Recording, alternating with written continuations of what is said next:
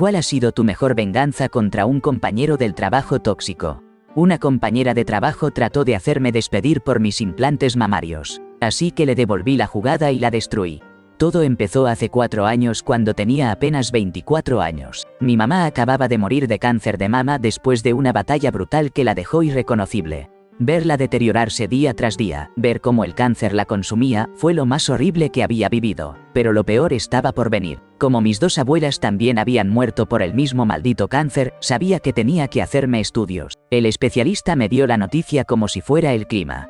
Tienes células precancerosas en el tejido mamario. Es cuestión de tiempo. Me explicó mis opciones con una frialdad que me heló la sangre. Podía hacerme estudios cada 3 o 4 meses y esperar a que el cáncer apareciera, porque con mi historial familiar no era sí sino cuándo. Vivir en una cuenta regresiva constante, esperando que me dijeran felicidades, ahora tienes cáncer. Podía quitarme solo el seno con las células malas, pero el otro seguiría siendo una bomba de tiempo que requeriría vigilancia constante. O podía hacerme una mastectomía bilateral, cortarme ambos senos a los 24 años y eliminar el riesgo para siempre. Después de ver lo que el cáncer le hizo a mi mamá, después de ver cómo murió, no había opción real. No iba a esperar a convertirme en otra estadística, me cortaría todo. Los doctores me dijeron que las cicatrices serían menores, mentirosos. Me desperté con 2 heridas monstruosas en el pecho. Cicatrices enormes, de color rosa brillante, dentadas como si me hubieran atacado con un cuchillo sin filo. Cada una de 2.5 centímetros de largo y 1.2 centímetros de ancho, elevadas, gruesas, horribles, parecía que me habían mutilado. Caí en una espiral de depresión que casi me mata. Durante meses no pude salir de mi departamento. Tiré todos los espejos de mi casa porque no podía soportar verme. Cada vez que accidentalmente veía mi reflejo en una ventana o una pantalla, vomitaba, literalmente, mi cuerpo rechazaba mi propia imagen. Me había salvado del cáncer solo para querer morirme por lo que había quedado de mí. La terapeuta, que normalmente jamás recomendaría cirugía estética, me vio en tal estado que me mandó directo con un cirujano plástico. Nunca hago esto, me dijo, pero puedo ver que esto te va a destruir si no hacemos algo. El cirujano me ofreció 3 opciones. Crema no funcionó, láser carísimo y riesgoso o implantes que cubrieran las cicatrices por completo. Mis senos naturales habían sido copa F, así que elegí una D de más manejable. Los implantes me salvaron la vida, no estoy exagerando. Me devolvieron la capacidad de verme al espejo sin llorar.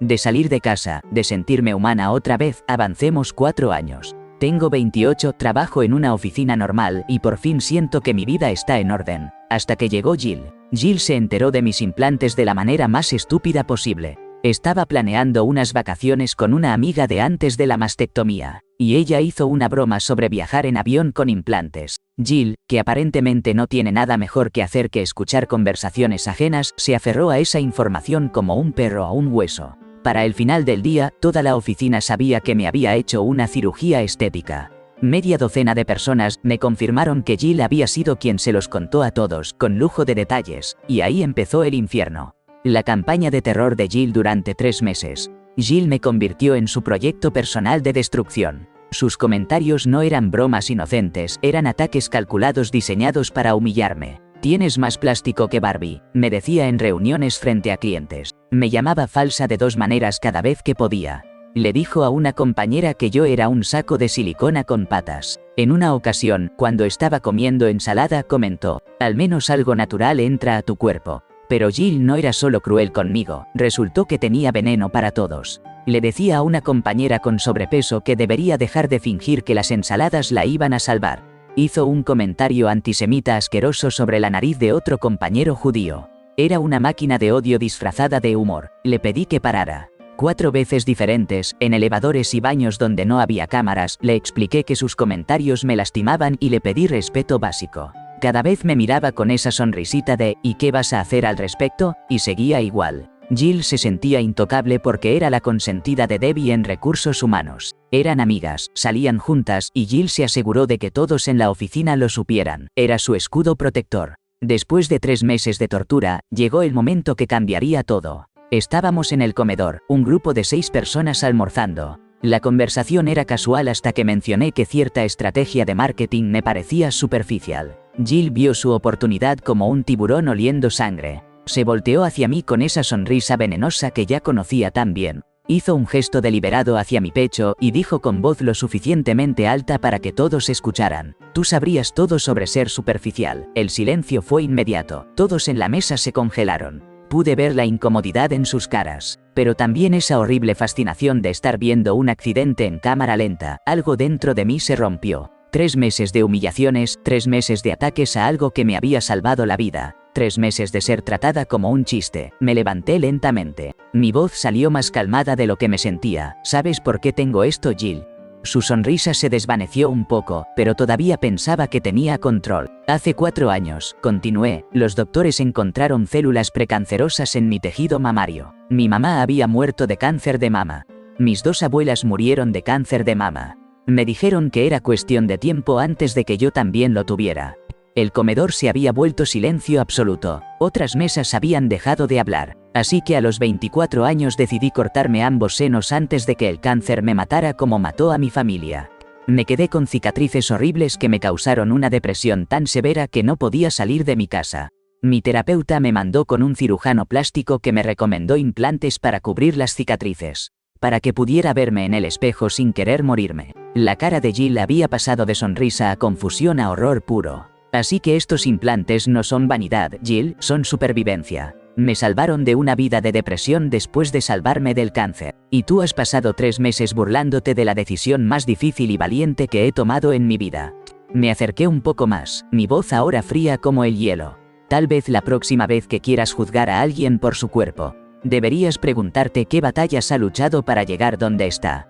Agarré mi comida y me fui, dejando a Jill completamente destruida frente a todos. Durante el resto del día, la oficina se dividió en 2 bandos. Un tercio de mis compañeros se me acercaron para disculparse por no haber intervenido antes y para ofrecerme su apoyo total. Algunos incluso me contaron que Jill también los había atacado a ellos. Pero el otro grupo, los lamebotas de Jill y los que temían meterse en problemas, empezaron con el solo estaba bromeando y fuiste muy dura con ella. Les respondí que Jill había sido cruel mucho antes de que yo fuera directa. Luego llegó el email que estaba esperando. Recursos Humanos quería verme al día siguiente por crear un ambiente laboral hostil. Lo firmaba Debbie, la mejor amiga de Jill. Era obvio lo que había pasado. Jill había corrido llorando con su protectora para hacerme despedir antes de que la verdad se esparciera más. Pero Jill acababa de cometer el error más grande de su vida. No tenía idea de con quién se había metido. Esa noche trabajé como una máquina. Si Jill quería guerra, le daría una guerra que jamás olvidaría. Primero, revisé mi contrato laboral línea por línea hasta encontrar una cláusula que había olvidado. Tenía derecho a solicitar un supervisor imparcial, si sentía que el revisor asignado tenía conflicto de intereses. Saqué fotocopia y la marqué con resaltador amarillo brillante. Luego mandé mensajes por Facebook a todos los que me habían ofrecido apoyo. Recursos Humanos quiere verme mañana. ¿Recuerdan específicamente qué les dijo Jill sobre mí? ¿Estarían dispuestos a escribir una declaración firmada?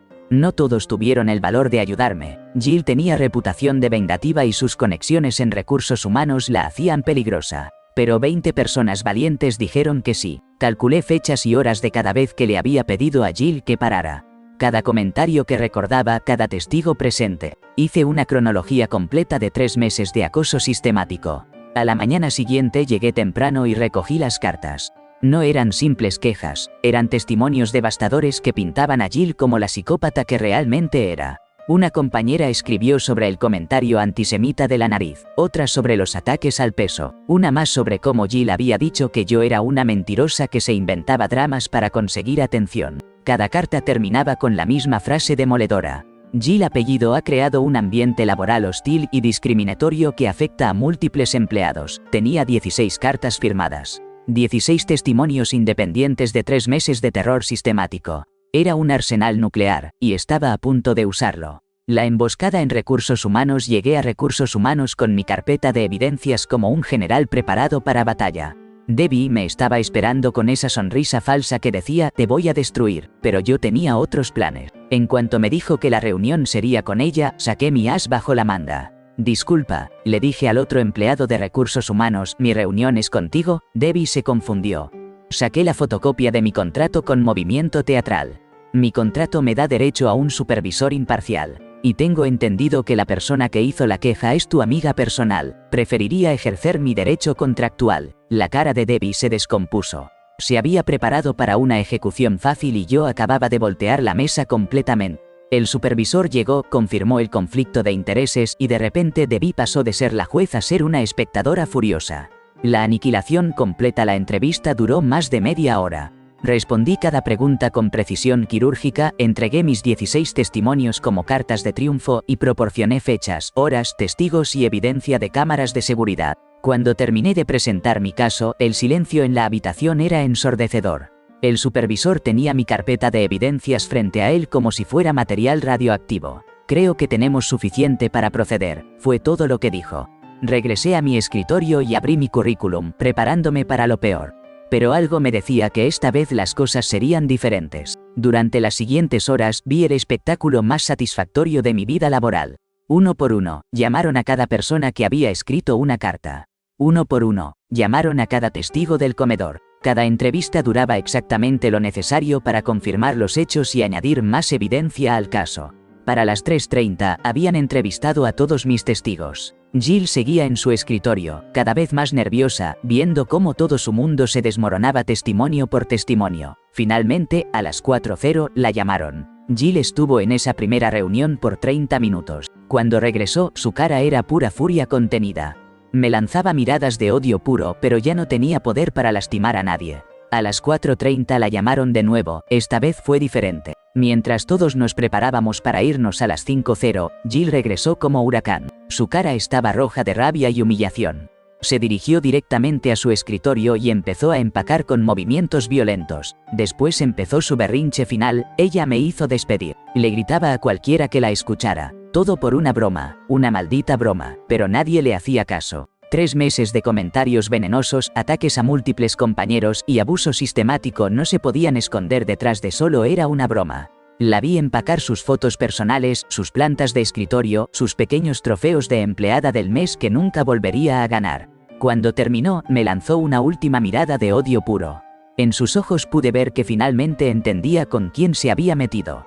Se dirigió al elevador empujando a la gente en su camino, gritando obscenidades sobre injusticia y favoritismo. Las puertas del elevador se cerraron y Jill desapareció de nuestras vidas para siempre. 5 minutos después llegó el email de Recursos Humanos, caso cerrado. Esa noche, mientras reflexionaba sobre lo que había pasado, me di cuenta de algo importante. Jill pensó que porque tenía conexiones en Recursos Humanos y porque yo era solo una chica con implantes falsos, podía atacarme impunemente. Pensó que nadie me defendería, que nadie me creería, que nadie se atrevería a desafiar su poder. Se equivocó en todo. No solo me defendí, la destruí completamente usando nada más que la verdad, evidencia sólida, y las propias reglas del sistema que ella pensaba controlar. La ironía final es perfecta. Jill perdió su trabajo por burlarse de implantes que me salvaron la vida después de una decisión que me salvó del cáncer. A veces la justicia no solo se sirve fría, se sirve con una sonrisa.